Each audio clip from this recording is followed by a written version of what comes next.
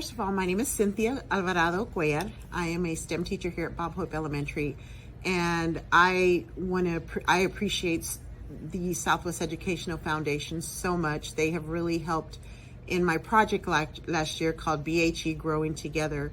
My project was to gather materials to have the students grow a vegetable garden. And we grew about 7 garden boxes with tomatoes, onions, zucchini, squash, just a variety of herbs. Also, we started with pre-kinder all the way to 5th grade. The kids enjoyed it. They created their own journals. We were able to get garden beds, the soil, the equipment to actually keep up with growing the vegetables. So if it wasn't for the Southwest Educational Foundation, this project would not be possible. So from the bottom of my heart, I do want to thank the Southwest Educational Foundation for providing us with the resources that we need to take this project off the ground.